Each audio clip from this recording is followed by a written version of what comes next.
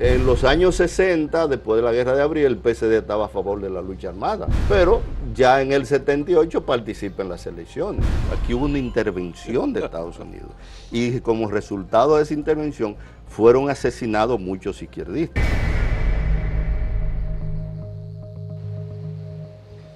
Los recuerdo muy temprano en los años, o al final de los años 70, como dirigente del Partido Comunista Dominicano, del PSD, uno de los periodistas vinculados directamente con un partido político, así como lo fue Orlando Martínez.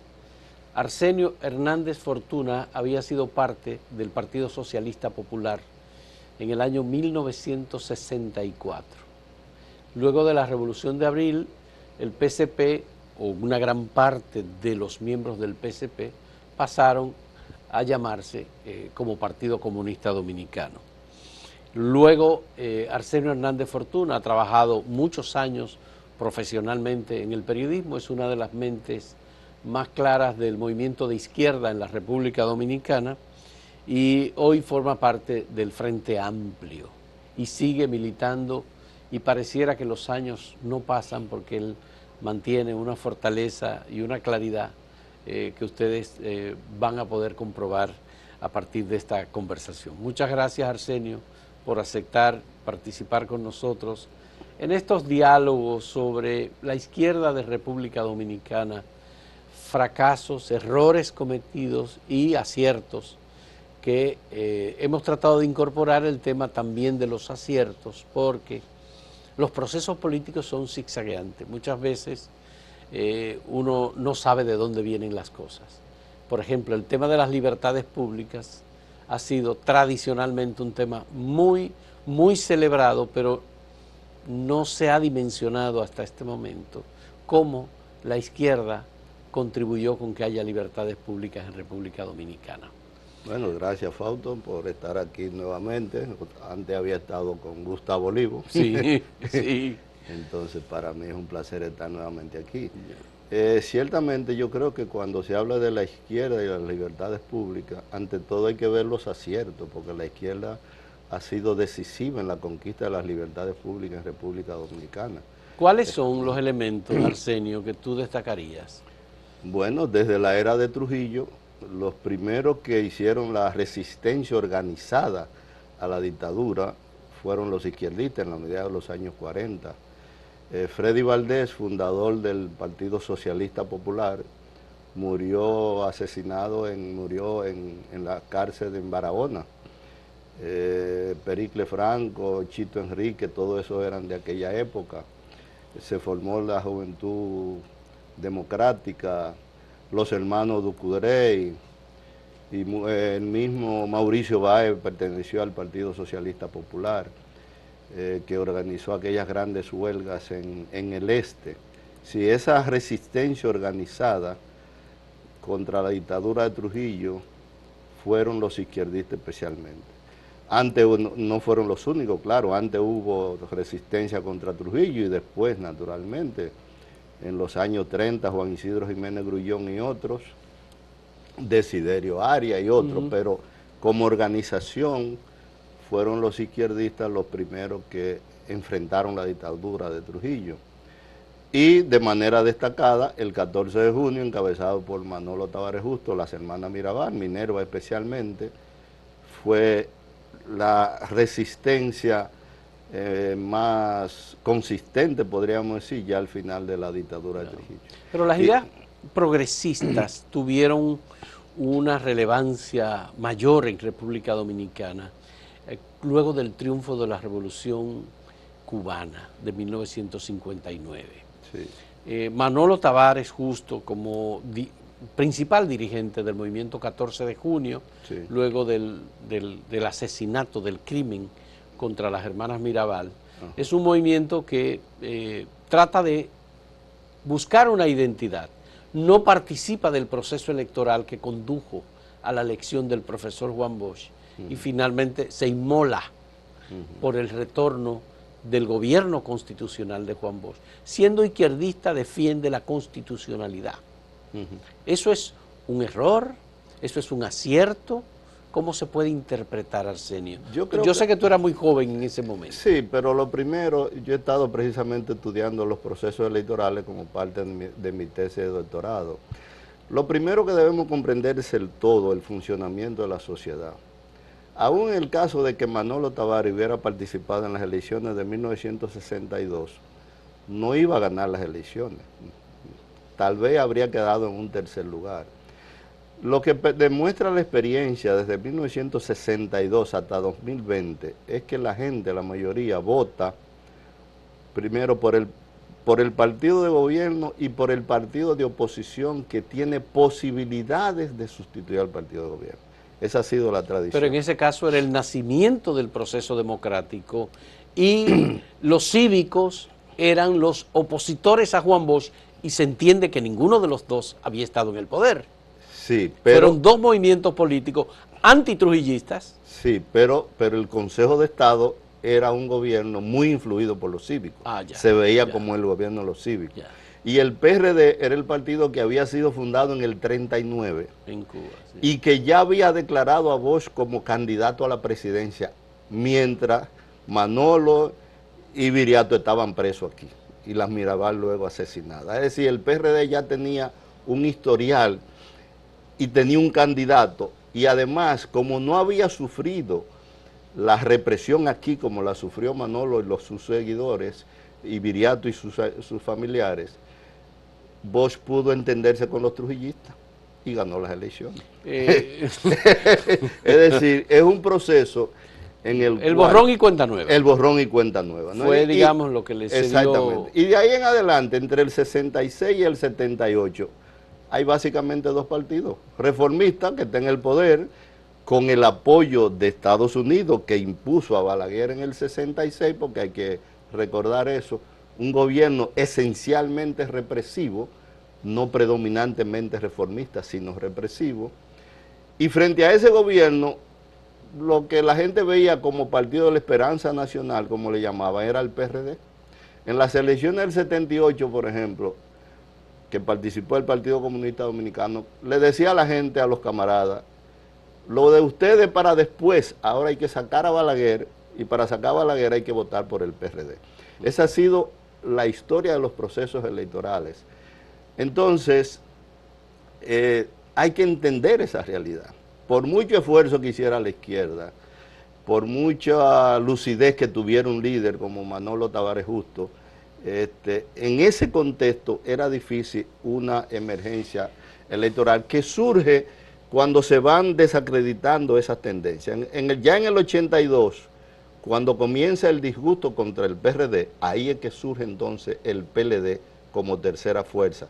Un PLD que se suponía que era izquierdista, sí, porque Bosch decía que era marxista, no leninista, pero marxista, ¿no? Entonces... Y había renunciado a los procesos electorales. Había renunciado a los procesos electorales. En las elecciones del 78, Bosch obtuvo solo el 1% de los votos. Sí. 18.000. 18.000 votos. El PSD obtuvo 10.000 votos, no había muchas diferencias. Pero en el 82, cuando la gente comienza a pensar en otra opción, ni Partido Reformista ni PRD, los votos se van a favor del PLD, porque eso es lo que aparece como la tercera opción. Sí. Un ex candidato, un ex presidente de la República, un escritor destacado, sí, un antiguo dirigente del PRD. No, y era una personalidad, Juan Bosch era, una personalidad frente a Peña Gómez y frente a Balaguer, bien, eran los líderes. Exacto, pero esa personalidad en 1978 solo tuvo el 1%. El 1% de los votos. Cuando tiene el 10% en el 82, cuando comienza a deteriorarse el PRD, y el Partido Reformista todavía está muy desacreditado. Sí, pero Arsenio, pero el tema es que la izquierda siempre negó los procesos electorales, con excepción del PSD, bueno, que obviamente hay que decir que el PSD siempre estuvo en las elecciones. Bien. No obtenía los votos que esperaba, pero siempre era muy minoritario. Bien. Tal vez por el nombre. No, y por ese proceso ante todo, es lo que yo insisto. Pudo haber tenido otro nombre el PSD, pero es que la tendencia general, no solo en este país, sino en otros procesos electorales, es que la gente vota pensando en el voto útil. Vota por el gobierno, el partido de gobierno, el partido que controla ese Estado que derrotó a Danilo, y con el cual Danilo después derrotó a Leonel, el partido que controla el Estado y el partido de oposición que tiene posibilidades de derrotar a ese partido que está en el gobierno. La gente no piensa tanto en un programa de gobierno, en un líder carismático, en un líder competente, piensa en las posibilidades. Entonces, en ese contexto, otra opción siempre va a ser minoritaria, salvo en los momentos, como pasa ahora, y pasó en el 82, que el partido que está en el gobierno va perdiendo credibilidad, los partidos de oposición ya está desacreditado por la corrupción, entonces ahora hay posibilidades de que surja una tercera opción como en el 82. Arsenio, el tema es que una buena parte de los partidos de izquierda siempre siguió pensando en la insurrección como forma de cambiar el gobierno. Fuera el gobierno de Balaguer, o fuera incluso el gobierno de Guzmán o el que siguiera a continuación, siempre la opción era la insurrección. Bien, una parte de la izquierda. En el año 1982 formamos la Unidad Socialista, Partido Comunista Dominicano, Movimiento por el Socialismo que dirigía Fidelio De Pradel, y el Movimiento de Unidad Socialista que estaba formado por antiguos miembros del PCD, entre ellos Roberto Casá y otros, ¿verdad? Sí. Bien, y por otro lado se formó la Izquierda Unida. Izquierda Unida. Fafa Tavera, ese Bloque Socialista, Partido de los Trabajadores, González Pinoza y otros, ¿verdad? Es decir, participamos, ahí estaba la mayoría de la izquierda. Participamos dos bloques, nos dimos cuenta que no era prudente que fuéramos dos bloques, entonces el 14 de junio de 1983 formamos el Frente de la Izquierda Dominicana. Ahí estábamos todos, la mayoría de los grupos de izquierda, salvo algunos. Sí, Frente de la Izquierda Dominicana. En 1984 se da, el gobierno Jorge Blanco asimila la política fondo monetarista y aumenta los precios sorpresivamente un lunes después de la Semana Santa. Sí. Hay una protesta popular considerable, especialmente en la zona norte de la capital, donde viven los hijos de Machepa que mencionaba Bosch. El gobierno de Jorge Blanco responde con una represión terrible, matan muchas personas, se dijo que más de 100, pero extraoficialmente se hablaba de más de 300, 500 personas. En los minas fueron enterradas muchas personas sin identificar. En fin, ante esa represión terrible, surge posiciones como la del Partido Comunista Dominicano, que se decía que estábamos en una situación pre-revolucionaria, que era una manera de relacionarla con la Revolución de Abril. Y un dirigente de izquierda, Fafa Tavera, planteó lo que llamaba la revolución inminente. Que no fue toda la izquierda, como dijo el distinguido historiador y querido amigo Roberto y camarada Roberto Casá, no. Fafa Tavera planteó la revolución inminente. Publicó un libro titulado así. Sí. Que yo sepa, eso no se discutió en el bloque socialista, o por lo menos no recuerdo una posición del bloque como tal. Pero era una iniciativa individual de Fafa Tavera. No se discutió en el Frente de la Izquierda, de cuyo comité político yo formaba parte, junto con Fafa y Narciso y otros. Entonces no es correcto decir que la izquierda respondió con la revolución inminente al gobierno de Jorge Blanco, que por cierto hay que distinguir que los 2 primeros años fue un gobierno democrático y los otros 2 años fue un gobierno muy represivo. Nos persiguieron a todos los izquierdistas. Mi casa me la allanaron 3 veces en ese caso. Me agarraron una vez, en otra vez me le escapé a la policía ya cuando me tenían preso prácticamente, y entonces agarraron presa a mi mujer, la primera familiar de un izquierdista preso en el gobierno de Jorge Blanco. En otra ocasión le impidieron a mis hijos salir del apartamento donde yo vivía, militares con armas largas. Es decir, fue un gobierno represivo en esa parte. Entonces, lógicamente, el Frente de la Izquierda se dedicó a hacerle una oposición firme, radical a ese gobierno de Jorge Blanco, pero no se estaba planteando la lucha armada en ese momento. Se planteaba la protesta, las movilizaciones, etcétera, etcétera. Hicimos grandes protestas, huelgas, movilizaciones, especialmente en el Cibao. No hicimos el trabajo electoral y naturalmente... Bueno, ahí voy. Y naturalmente no tuvimos gran cosa, grande. no tuvimos muchos votos, porque es un trabajo distinto Sí. entre electoral y la oposición a un gobierno represivo. El dirigente político dominicano, que parece ser mejor entendió los procesos electorales y se auxilió de aliados externos y de otros aliados locales, que incluso sectores del empresariado le brindaron apoyo, fue José Francisco Peña Gómez. Sin lugar a dudas. ¿Qué pasó que la izquierda no pudo entenderse? Porque Peña Gómez tenía contradicciones dentro del gobierno del PRD con su propio gobierno. Sí. Peña se sintió perseguido en el gobierno de Antonio Guzmán y lo denunció muy claramente. Y luego en el gobierno de Jorge Blanco, digamos que él mismo impulsó, porque él fue partidario de Salvador Jorge Blanco como candidato presidencial, ya hubo muy serias contradicciones con el propio Peña Gómez, siendo Atuey de Camps ministro de la presidencia, lo recuerdo, que era una persona muy cercana a Peña Gómez. Sí, lo recuerdo bien. Entonces, ¿qué pasó que la izquierda no pudo entenderse, pese a que Peña Gómez tenía los brazos abiertos? Y ya lo había demostrado en el pasado con Maximiliano Gómez, con el MPD, como movimiento izquierdista. Es que no se puede hablar de la izquierda en general porque hubo diferentes posiciones. Por ejemplo, a Peña Gómez le acompañó el MPD. Carmen Mazara tuvo un rol destacado en las elecciones del 74 y del 78. Con el acuerdo de Santiago, en nombre del MPD. En nombre del MPD. Entonces no se puede decir que la izquierda simplemente planteó la revolución. Algunos en algún momento, y dependía de las circunstancias. En los años 60, después de la Guerra de Abril, el PSD estaba a favor de la lucha armada, pero ya en el 78 participa en las elecciones. El MPD, como acabamos de decir, participa junto con el PRD en el Acuerdo de Santiago del 74 y del 78 también. Es decir que no se puede generalizar, hubo diferentes posiciones y es normal que después de una intervención como la del 65, en que no fue derrotada la revolución, como se dice, incluso algunos izquierdistas. Lo que yo entiendo, lo he discutido mucho eso con mis alumnos en relaciones internacionales, es que la revolución tuvo que cambiar de prioridad.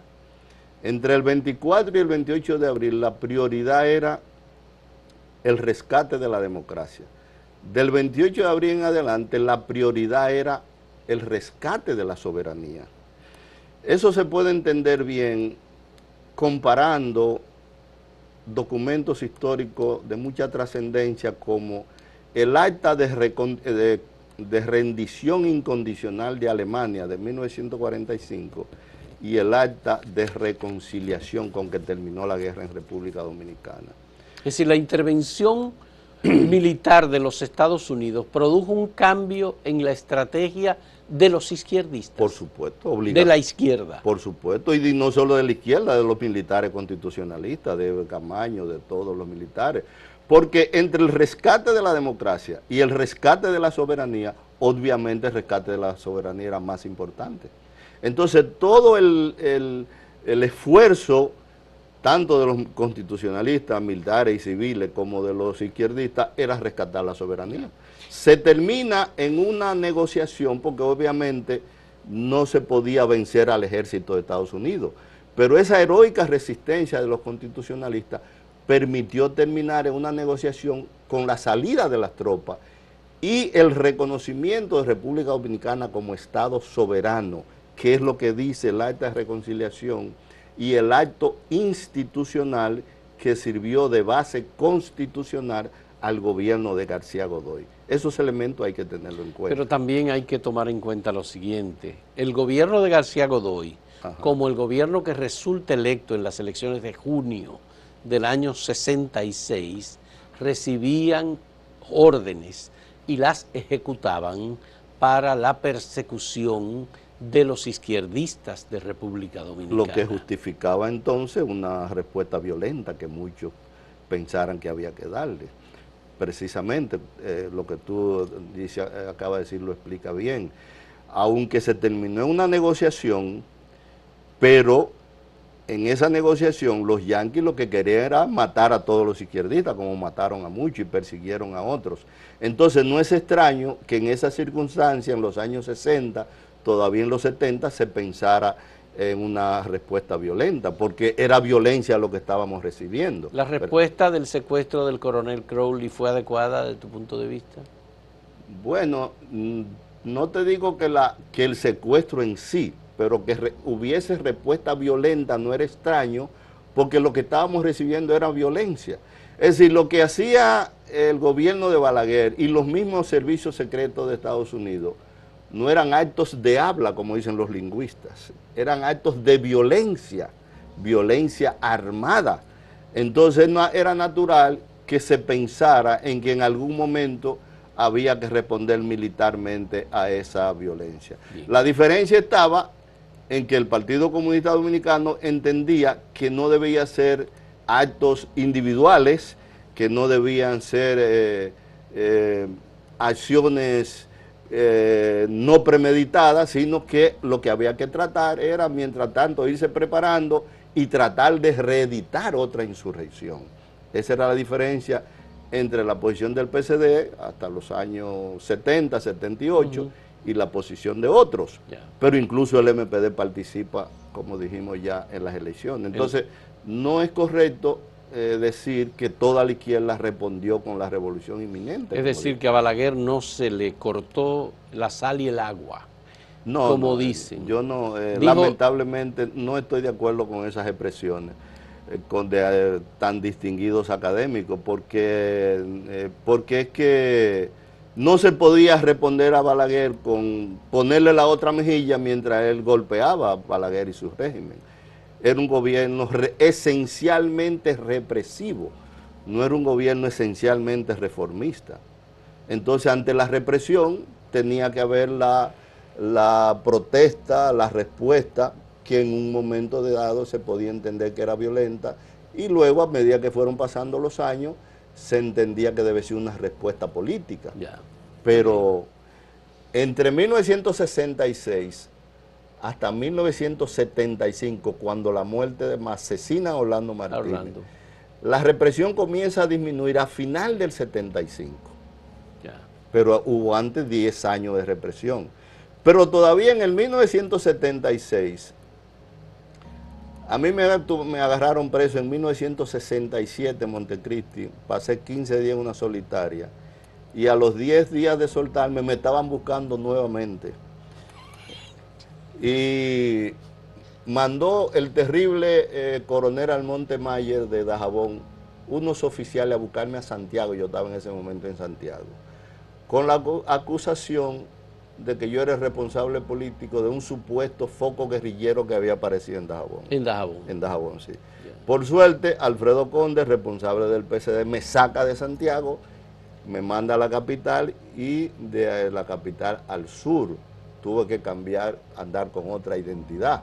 Incluso definitivamente cambié mi apellido para evadir la persecución policial. Me atraparon en el 76, pero todavía en el 76, cuando supuestamente está disminuyendo la represión, a mí me acusan de atentar contra la seguridad del Estado. En el 76 todavía había ese tipo de acusación. Paso 20 días preso en el Palacio de la Policía y de ahí me envían a La Victoria. Entonces, ante un gobierno así, represivo todo el tiempo, no podíamos hablar de que había que conversar con Balaguer, porque no era posible. Lo que Balaguer expresaba no eran discursos, repito, no eran actos de habla. Pero además, tú eras miembro del Partido Comunista Dominicano, que tenía una política de apoyo al proceso de reforma agraria. No era apoyo, esa es otra de las cosas que se han malinterpretado. ¿No era apoyo? No, porque trata de buscar, tú y quien le interese, el documento con el cual el Partido Comunista Dominicano enjuició los proyectos de leyes agrarias. Lo que decía el PCD, exactamente, yo lo recuerdo muy bien, yo trabajaba en El Nacional en ese momento. ¿El periódico El Nacional? En el periódico El Nacional. Sí. Decía el documento del PCD, la idea básica era que si esos proyectos se convertían en leyes, iban a servir de asidero legal a los campesinos para reclamar sus derechos a la tierra. Esa era la idea básica. Ahora, en ese momento, un periodista que trabajaba también en Nacional, ya bien conocido, lamentablemente ha muerto, no voy a mencionar el nombre porque, como decía Tuay de Can, no se discute con los muertos. Sí. Escribió, ese periodista presumía de ser un simpatizante del MPD, pero en realidad era un hombre de Pérez y Pérez, ligado a Pérez y Pérez, el grupo militar más represivo, y a Fernando Álvarez Bogar, jefe del Consejo Estatal del Azúcar, de ese Consejo Estatal del Azúcar que en el año 1974 dijo que vendió azúcar a 28 centavos la libra, mientras el Central Romana vendió a 60 centavos la libra. Se calculó entonces que había una diferencia de 70 millones de dólares, que todavía no se sabe dónde están. Pero bien, ese periodista, retomando la idea, escribió una información del documento que decía: el PSD apoyaría las leyes agrarias. Pero el documento no decía que el PSD apoyaría las leyes. Pero el PSD nunca salió a desmentir ese apoyo. Claro que sí, más de una vez se aclaró que lo que el PSD planteaba era que esos proyectos podían servir de asidero legal a los campesinos para reclamar la tierra. Y entonces el PSD se dedicó a estimular la lucha de los campesinos en el Cibao y en San Juan de la Maguana, donde tiene más importancia la producción agropecuaria.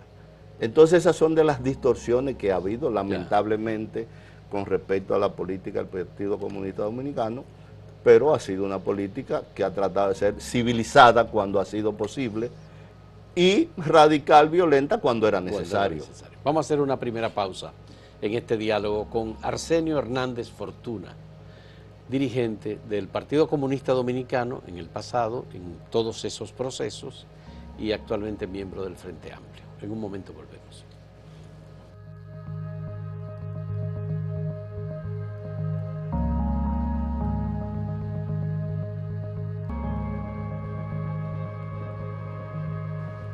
Arsenio, uno de los factores importantes para que la izquierda se mantuviera fraccionada, dividida, separada, aparte de diferencias sobre temas internos, fue el tema ideológico internacional y la división del movimiento comunista internacional.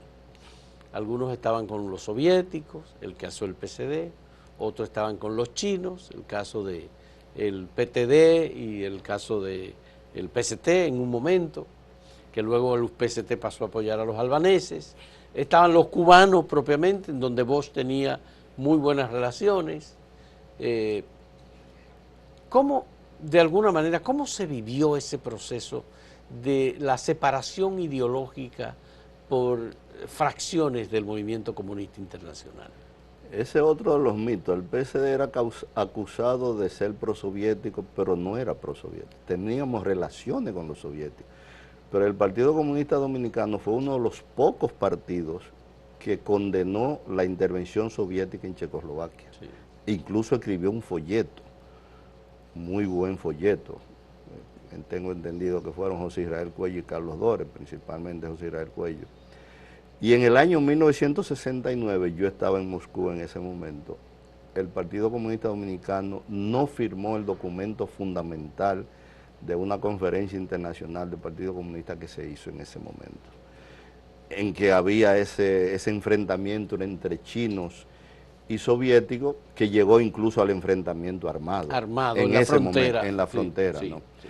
Entonces no es cierto que el Partido Comunista Dominicano fuera prosoviético. Teníamos relaciones con los soviéticos, como lo tenían los comunistas italianos, los comunistas japoneses, los comunistas mexicanos, que teníamos una posición más o menos común, y otros. Pero además de eso, el problema de los camaradas pro-chinos es que eran posiciones, y a los otros pro-cubanos, pro-albaneses, eran posiciones fanatizadas de incondicionalidad de esa política. La política del PSD era de relaciones, pero nosotros pensábamos nuestra política, usábamos nuestra cabeza para pensar. Además, en el año 1979, cuando la entonces Unión Soviética invade a Afganistán, y pocos meses después China invade a Vietnam, ahí quedó claro que entre esas dos potencias no había diferencias ideológicas, había diferencias hegemónicas. Eso todavía no lo entienden algunos antiguos pro-chinos y pro-albaneses. En el caso de Afganistán, yo estaba en Praga en ese momento como representante del Partido Comunista Dominicano, primer representante ante el Consejo de Redacción de la revista internacional. Estábamos alrededor de 70 delegados, discutimos ese problema y me cupo el incómodo honor de yo ser el único delegado que se opuso a esa barbaridad, esa estupidez de la intervención en Afganistán. Expresé mi oposición basado en el documento del PSD que condenó la intervención en Checoslovaquia. 10 años después. Sí, 10 años antes, la del 10 60, años antes, sí. La del Checoslovaquia. Y expresé mi oposición en contra de eso. Lamentablemente luego el Partido Comunista Dominicano hizo un documento un poco ambivalente, decía que era un acto intervencionista, pero que lo apoyaba en el contexto del enfrentamiento entre Estados Unidos y la Unión Soviética, etcétera, etcétera, que fue un documento bastante malo. Esa discusión provocó la división del Comité Central del Partido Comunista Dominicano. Para mí ahí empezó la debacle del Partido Comunista Dominicano. Por un problema internacional. Un internacional que la mayoría de los miembros del Comité Central no tenían ni puta idea de dónde estaba Afganistán ni de lo que eso significaba. Esos son de los problemas de la izquierda, ciertamente. Como seres humanos cometemos errores, pero yo estoy convencido de que la izquierda dominicana ha hecho extraordinarios aportes a la defensa de la democracia y de la soberanía de este país. ¿Y no resultó que la izquierda perdió demasiado tiempo, fuerza, recursos, imprimiendo periódicos, folletos, libros, en el debate de la discusión internacional, desatendiendo los problemas locales? Sí, se perdió tiempo, ciertamente, pero eso no era lo decisivo, porque es que la lucha contra una dictadura y la lucha por llegar al poder son luchas distintas. Repito, entre Juan Bosch y Manolo Tavares Justo, Manolo tenía más mérito en la lucha antitrujillista que Juan Bosch. Pero ¿quién ganó la presidencia? Bosch. ¿Por qué? Porque el PRD estaba preparado para eso, para llegar al poder, incluso aliándose con los trujillistas. Pero Manolo no podía hacer eso. Él lo dijo. Cuando Bosch dijo en el 61 que ni Ramfis ni Balaguer eran peligro, amenaza para la democracia, Manolo dijo, no, son peligro. Y hasta Viriato Fiallo lo dijo, ¿no? Y el pueblo dominicano siguió en las calles reclamando la salida de la familia Trujillo hasta que se logró su salida. Fue, por cierto, en noviembre del 61, la primera manifestación en que yo participé siendo un niño, tenía como 12 años en esa época. ¿Y los niños se formaban políticamente así, a los 12 años, en esa época? Sí, yo participé en esa movilización, que se hizo en Montecristi. En Montecristi. ¿Precoz? Sí, precoz. Sí, bueno, no lo hice consciente, nos sacaron de la escuela Rosemete y nos llevaron hasta al liceo y ahí estaba se hizo la manifestación, pero recuerdo muy bien todavía a Emma Tavares Justo, que era la que dirigía esa manifestación en ese momento. Y podemos ver la situación ahora, por ejemplo, en este momento, ¿quiénes fueron los que promovieron las grandes movilizaciones, la Marcha Verde y otras movilizaciones en contra del gobierno, en contra de la corrupción primero y luego en contra del continuismo? No fue Abinader y el PRM. El PRM se subió a ese autobús que ya iba en marcha.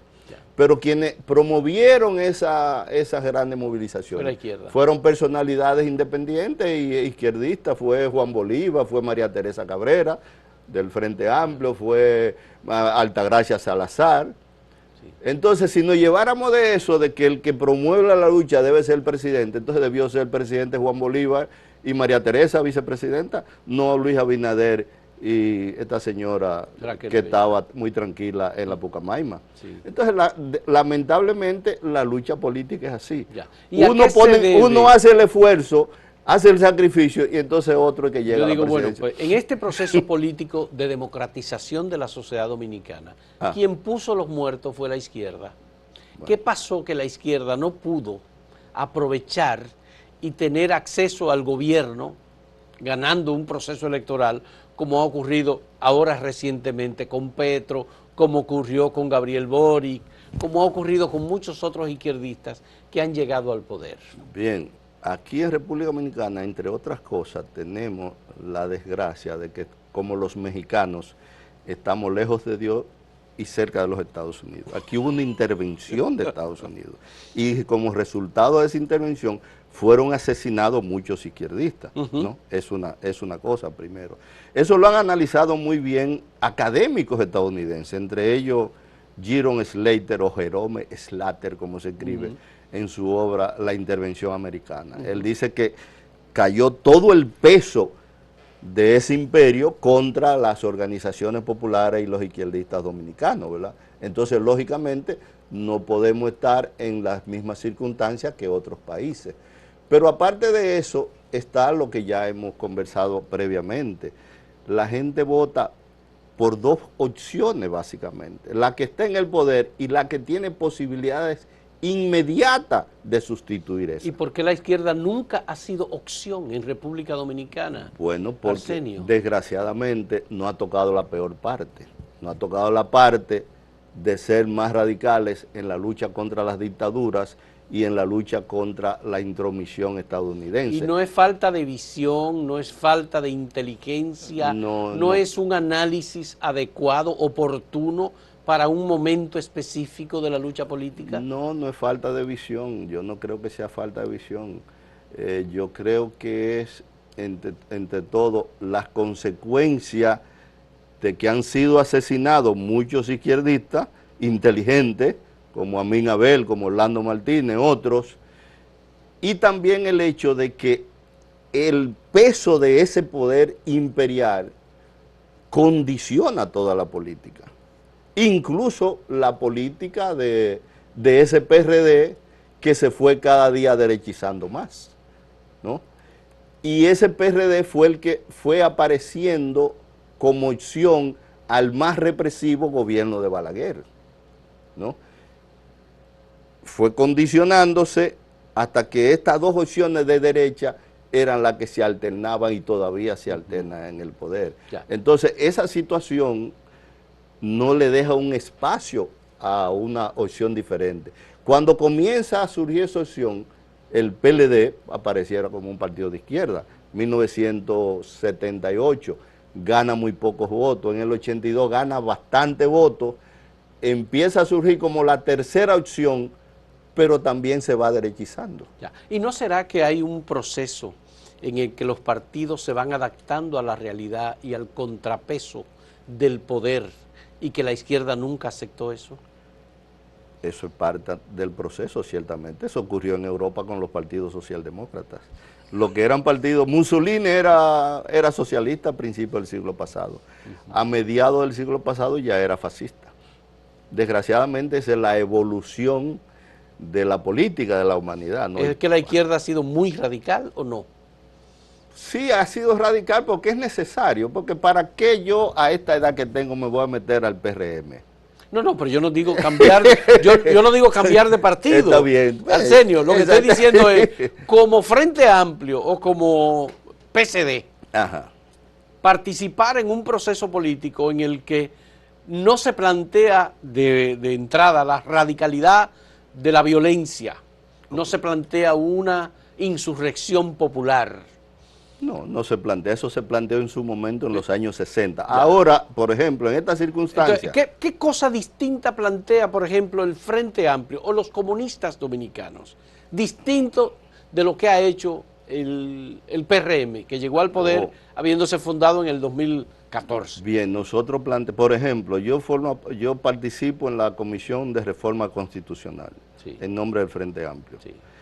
El gobierno plantea una reforma constitucional muy tímida, muy conservadora, muy limitada. Lo he dicho varias veces en esa comisión. Sí. El Frente Amplio plantea, bueno, el PLD plantea que no se haga reforma porque hay una constitución que ellos hicieron a su medida, lógicamente.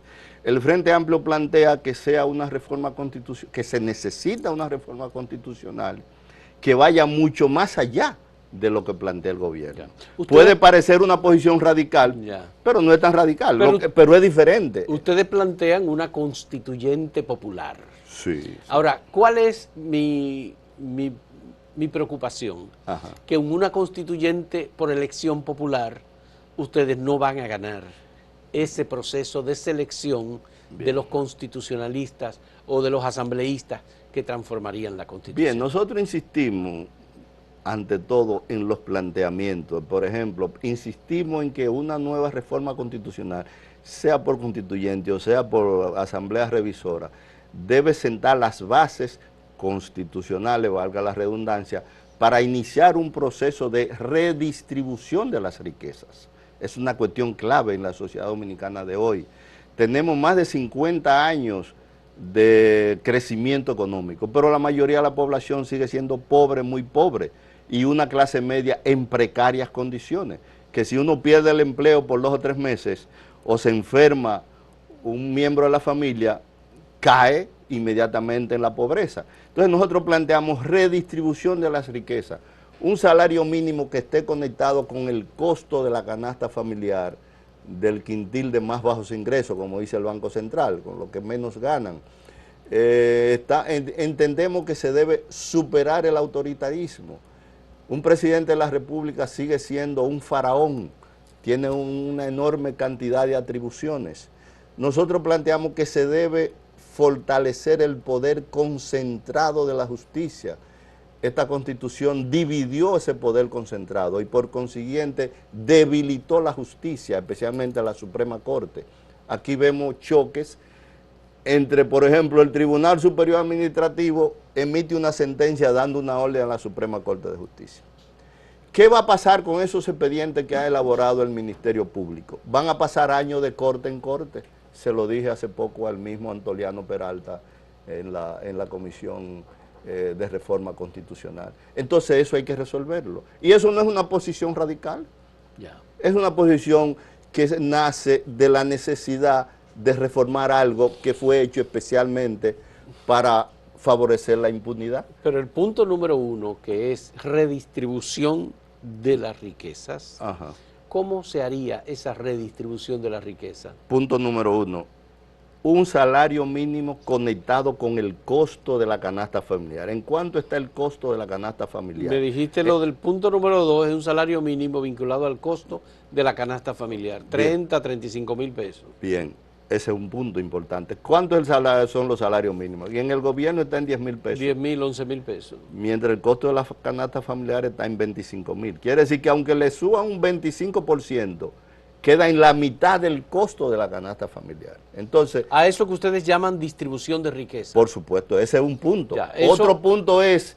Eso va vinculado con política monetaria y va vinculado con temas relacionados con la inflación, con el valor del dólar en la economía dominicana, devaluación del peso. No necesariamente tiene que devaluarse el peso. No tiene que devaluarse porque es redistribuir la riqueza, ¿no? No es redistribuir la pobreza, ni dar migajas sociales de un bonito galo. Bueno, porque lo que hemos visto es que ha habido procesos revolucionarios que han implicado traumas muy grandes en términos económicos, bien, pero como el caso de Venezuela. Eso se puede, por ejemplo. No, pero no es que no tenemos que ver lo que pasa en otro país, tenemos que ver lo que pasa en este país. Ha crecido la economía y una minoría se ha hecho mucho más rica, mientras la mayoría sigue siendo pobre o muy pobre.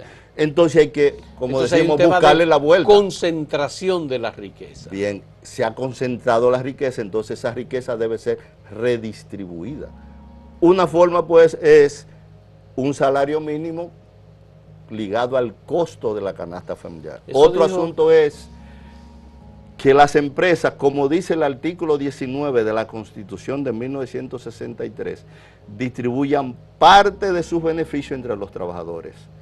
Se ha estado haciendo, algunas empresas importantes dan más o menos lo que sería un 10%, pero se ha demostrado que eso es poco. Entonces nosotros planteamos que las grandes empresas nacionales y extranjeras deberían distribuir por lo menos el 25% de sus beneficios entre sus trabajadores. Sí. Las medianas el 20% y las pequeñas el 15%. Lo que está establecido por ley en República Dominicana es un 10%. Más o menos un 10%. Un 10%. Por ley adjetiva. Sí.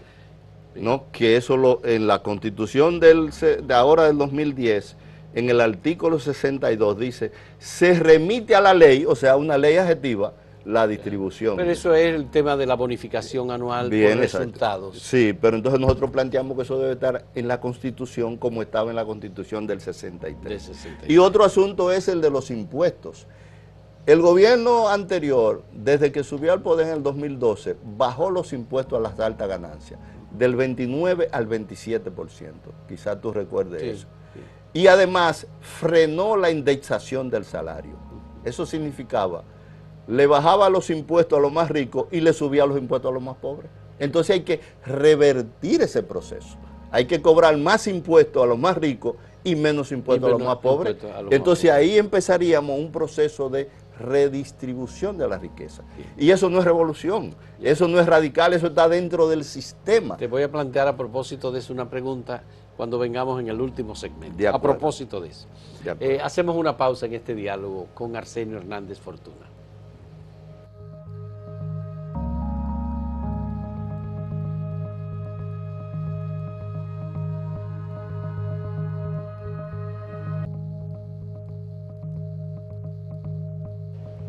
Arsenio, esas ideas del Frente Amplio y de la izquierda, ¿verdad? Porque podríamos decir que se trata de eso, de un planteamiento de la izquierda dominicana, resulta hasta cierto punto extraña en República Dominicana desde el punto de vista del gobierno. Pero en Colombia no resulta extraña, porque en Colombia acaba de ganar las elecciones Gustavo Petro, un ex guerrillero que fue del MI-19, y que ha sido un comunista, y Colombia ha sido uno de los países de una derecha más fuerte, más poderosa, sí, y más conservadora, sí. Pero ganó las elecciones en Colombia. Sí. Tienen que aceptar que Gustavo Petro es el presidente, sí. Y así ha ocurrido.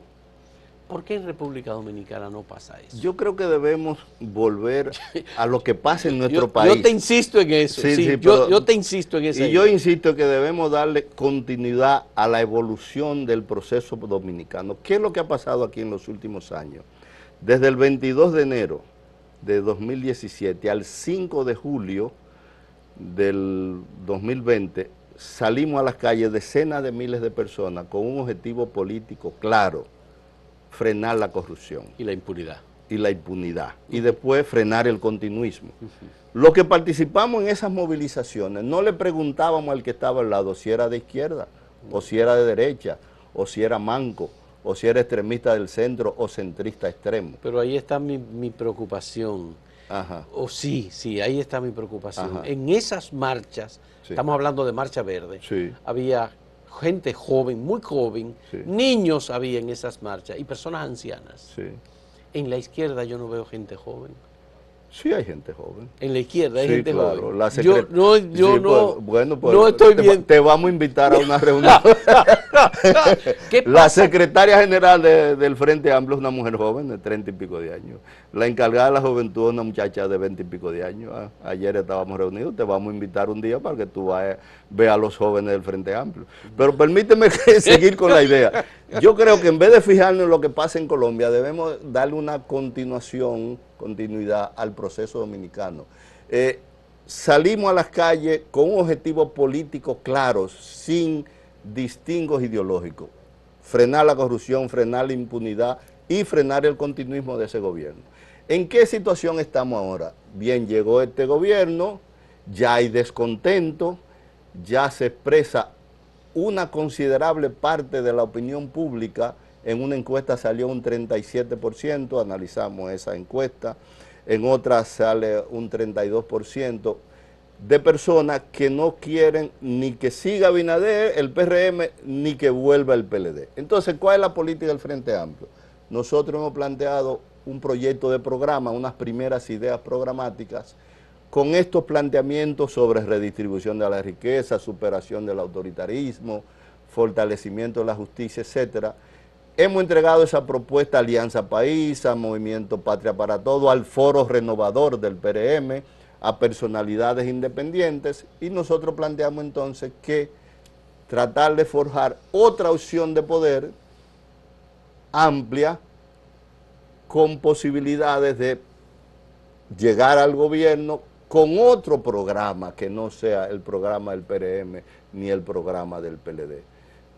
No es fácil, hay que sea el trabajo, pero entendemos que ni debemos volver atrás, un retroceso, ni que la sociedad se estanque con lo que plantea el PRM. Y como izquierda, ¿ustedes estarían dispuestos a una elección de candidatura, por ejemplo, presidencial, como parte de ese mismo movimiento, como hicieron en Chile con Boric, que le ganó al dirigente principal del Partido Comunista de Chile? Nosotros lo planteamos en nuestro programa. ¿Está en su programa? Sí, estamos en una primaria abierta, un padrón abierto, que participen todos los candidatos que quieran, que se participe Guillermo Moreno, María Teresa Cabrera, Rodríguez Restituyo, quien quiera, y que sea el que tenga una mejor votación el candidato a la presidencia. Nosotros lo hemos planteado eso. Y el compromiso sería la aplicación del programa de gobierno ya previamente consensuado. Por supuesto, eso es lo que estamos planteando. Ya.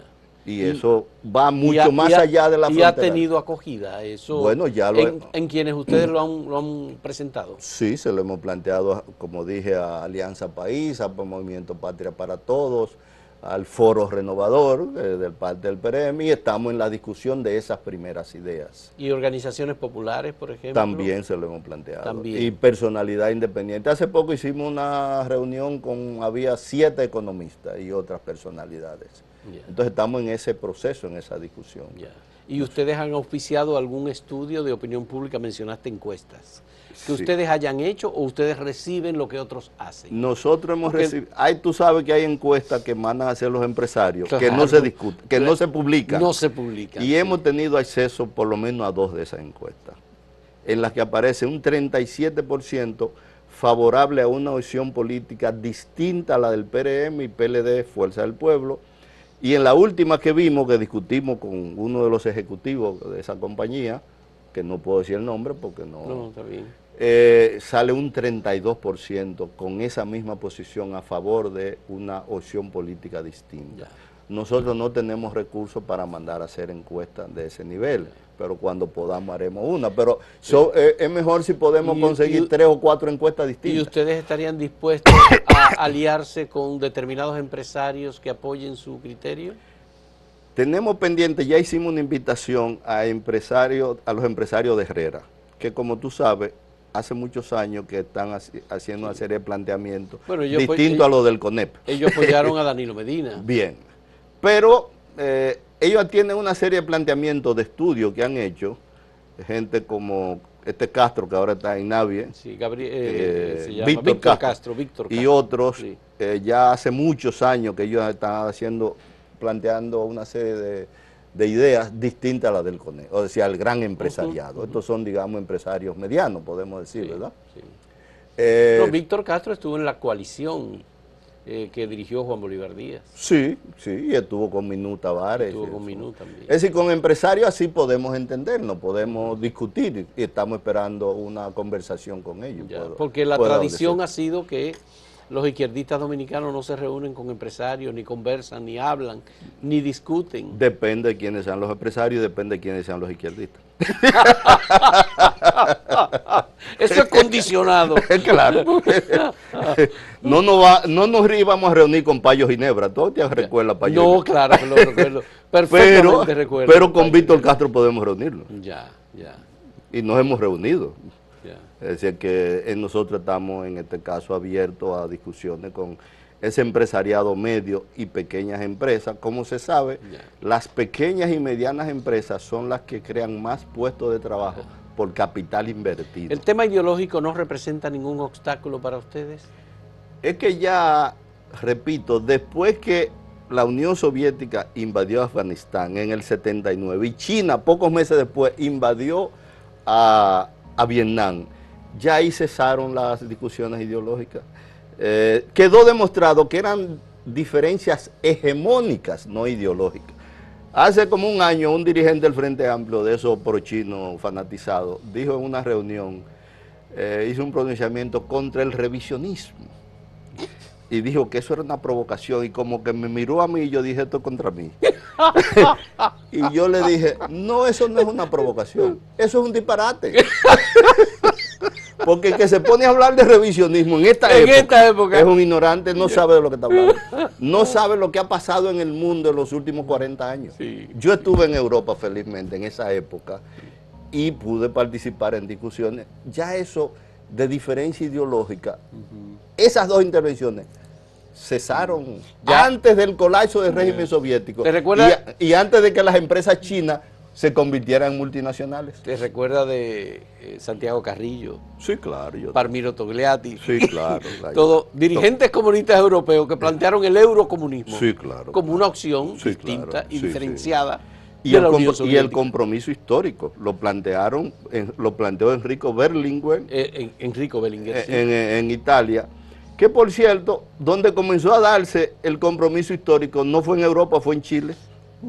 Con Allende comenzó el compromiso histórico. Y después la concertación democrática, los mismos demócratas cristianos que habían contribuido al golpe contra Allende, concertaron con los izquierdistas y comenzó un proceso diferente en Chile. Arsenio, muchas gracias por esta conversación. Qué bueno que hemos tenido la oportunidad de hablar de estos procesos y de aterrizarlos en un tema actual, como el de, bueno, el movimiento de izquierda se plantea ya no una revolución, ya no una insurrección.